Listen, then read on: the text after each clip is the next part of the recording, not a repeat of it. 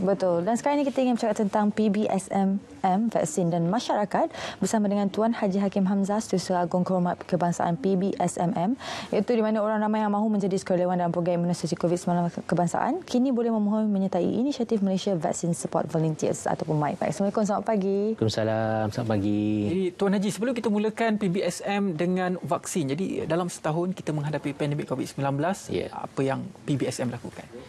Ya, dalam masa setahun ni, sejak awal tahun lepas, apabila kita mula dikenakan Perintah Kawalan Pergerakan pada 18 Mac 2020, kami dapati ramai rakyat Malaysia yang terkesan dengan Perintah Kawalan Pergerakan ini kerana ramai yang tidak dapat pergi bekerja, ramai juga yang tidak dapat berniaga. Jadi ini telah sedikit sebanyak memberi impak negatif kepada pendapatan dan pendapatan seisi rumah.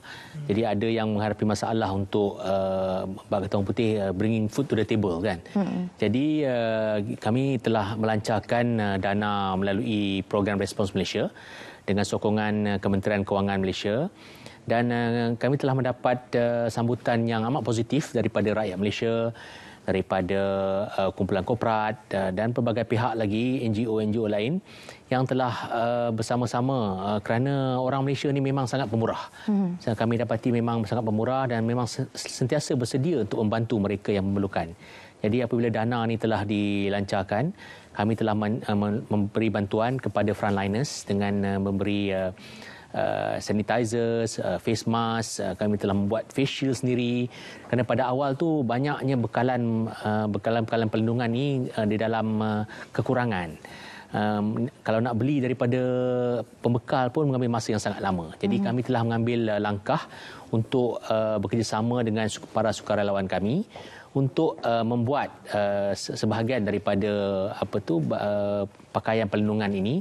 Kami telah juga mengadakan kerjasama dengan pusat-pusat latihan, dengan penjara, dengan membekalkan bahan mentah, dan mereka memberi sumbangan tenaga kerja untuk bantu menjahit peralatan perlindungan peribadi ini. Dan kita tahu kini vaksin telah pun di fasa yang pertama, iaitu pemberian kepada seluruh rakyat Malaysia. Adakah PBSM sendiri terlibat dalam pemberian fasa ataupun bagaimana? Pada fasa pertama ini, pemberian hanya dilakukan oleh pihak hospital dan klinik kesihatan. Jadi kami telah diterima oleh Kementerian oleh CITF, COVID-19 Immunization Task Force, sebagai badan yang akan bertanggungjawab untuk mendaftar semua sukarelawan yang ingin membantu. Seperti kita sedia maklum, di waktu kita mengalami pandemik COVID-19 ini, ramai di kalangan tenaga kesihatan, doktor, para jururawat di hospital yang ada yang terkena wabak COVID-19 dan ada juga yang perlu dikuarantinkan. Jadi ini telah memberi impak kepada bilangan tenaga kerja di pusat-pusat hospital dan pusat-pusat kesihatan. Jadi sukarelawan perlu kita perlu bantuan daripada sukarelawan untuk mencukupkan kaki tangan di pusat-pusat kesihatan ini. Jadi apabila kita bergerak kepada proses vaksinasi ini yang akan melibatkan bilangan penduduk yang lebih ramai. Kalau masa COVID-19 mungkin dalam puluhan ribu saja mereka yang di hospital.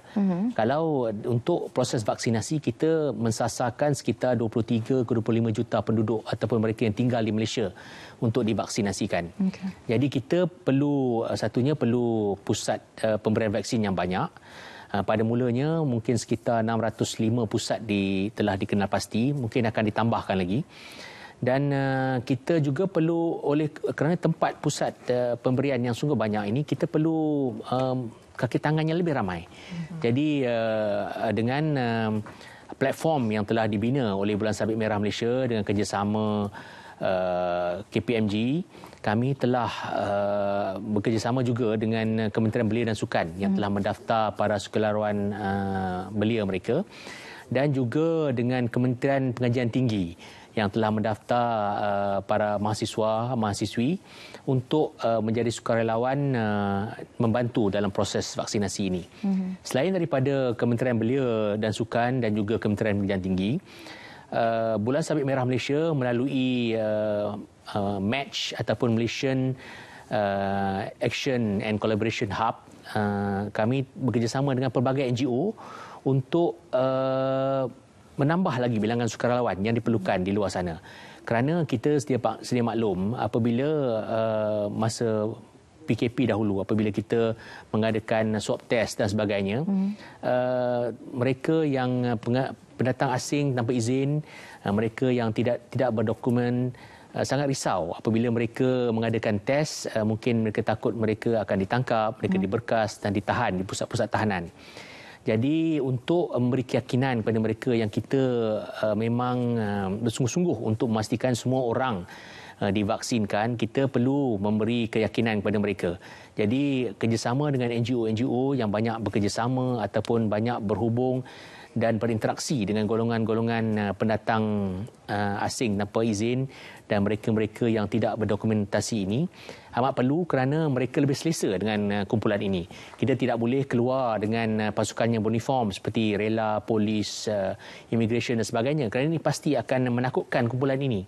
Dan mereka, jika mereka risau mereka ditangkap ataupun diberkas, mereka tidak akan keluar untuk divaksinkan. Kerana kita perlu mensasarkan sekitar 70-80% mereka yang tinggal di Malaysia divaksinkan supaya kita dapat mencapai tahap imunisasi kelompok. Ini amat penting supaya kita dapat kembali kepada cara hidup yang dahulu sebaik yang mungkin. Kalau tidak, seperti yang kita maklum tadi, ramai yang kehilangan pekerjaan, ramai yang tidak dapat berniaga, kita tak dapat pergi diving, kan, tak dapat merentas negeri. Jadi pelbagai kekangan, kita nak berhari raya, nak menziarah saudara-saudara, jadi kita nak menziarah mak di kampung, semuanya memerlukan proses di mana kita perlu minta izin polis, minta permit dan sebagainya. Jadi ini banyak mengganggu kelancaran kehidupan kita. Perlu ada roadblock, jadi sekatan jalanan yang ada queue yang panjang, traffic jam dan sebagainya. Banyak kesusahan telah terhasil daripada wabak COVID-19 ini. Jadi untuk kita mengatasi dan kita bergerak ke fasa yang berikutnya, kita perlu pastikan yang majoriti 70-80% mereka yang tinggal di Malaysia akan divaksinkan. Jadi kami difahamkan tadi dalam visual di Kaca TV tadi 6,000 sukarelawan diperlukan untuk hampir ke semua pusat vaksinasi. Jadi macam mana untuk mereka mendaftarkan dan juga apakah ruang lingkup kerja jika mereka diterima sebagai sukarelawan? Okey, pada masa awalnya kita telah mengenal pasti 605 pusat pemberian vaksin. Jadi dianggarkan sekitar 10 sukarelawan diperlukan pada setiap pusat. Jadi itu yang kita dapat figure 6,000 sukarelawan tu. Tapi jika bilangan pusat pemberian vaksin ditambah, jadi mungkin bilangan sukarelawan akan ditambah. Tapi ia juga banyak bergantung kepada saiz pusat pemberian vaksin itu sendiri. Kerana pada tempat-tempat yang di mana penduduknya berkepadatan tinggi dengan permintaan yang tinggi untuk pemberian vaksin, jadi mungkin pusat itu memerlukan lebih ramai sukarelawan. Di kawasan-kawasan pedalaman pula, di mana kepadatan penduduknya tidak sepadat di bandar-bandar dan juga mungkin permintaan untuk mendapatkan vaksin kurang, jadi mungkin bilangan sukarelawan lebih kurang. Jadi kita cuma memberi anggaran secara purata saja, 10 di setiap pusat. Dan tugas-tugas pemberian sukarelawan ini terbagi kepada kedua. Sukarelawan di bahagian perubatan akan bertugas di separuh di mana kawasan pemberian vaksin akan diadakan, di mana mereka akan disemak kesehatannya dan diberi vaksin dan mungkin ada tempat untuk diperhatikan jika ada simptom-simptom yang perlu diberi bantuan.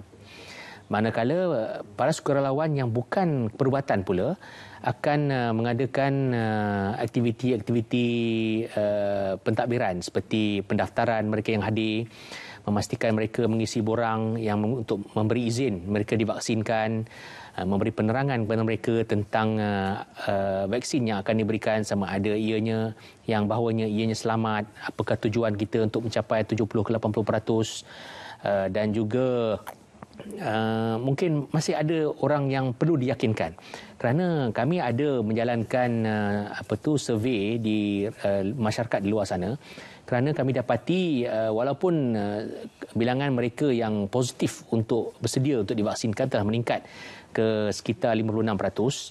Namun 44% rakyat Malaysia masih belum pasti untuk divaksinkan ataupun tidak.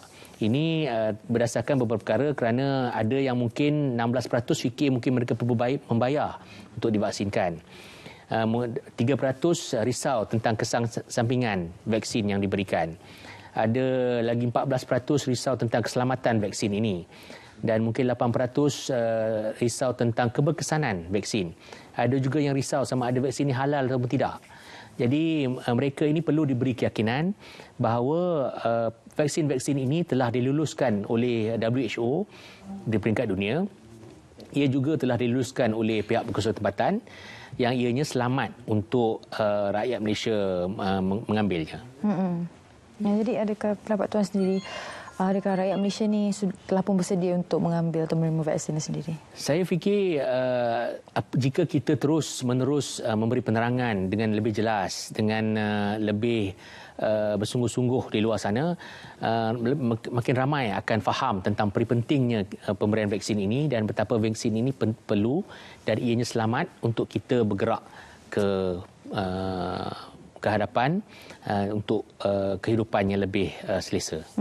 Mungkin kata-kata akhir Tuan Haji sendiri kepada yang berminat untuk menyertai menjadi sukarelawan MyVac ini. Ya, untuk mereka yang berminat untuk menyertai sebagai sukarelawan untuk membantu proses vaksinasi di seluruh negara, sila daftar di www.myvac.com www.myvac.com MYVAC dan khidmat anda amat dilalukan supaya kita dapat terus membantu negara bebas daripada wabak COVID-19. Cuma satu soalan akhir, jika mereka diterima menjadi sukarelawan, adakah mereka akan disuntik vaksin dahulu ataupun bagaimana? Ringkas, secara ringkas. Itu saya tak berani beri jaminan. Kami sedang tidak ada jawapan lagi? Masih berusaha untuk mendapat keutamaan. Terima kasih banyak. Baik. Soalan akhir itu dah. Terima kasih sekali lagi Tuan Haji Hakim Hamzah, Setiausaha Agung Kehormat Kebangsaan PBSMM kerana sudah bersama kami pagi ini. Baik Ridwan, kita telah pun sampai di hujung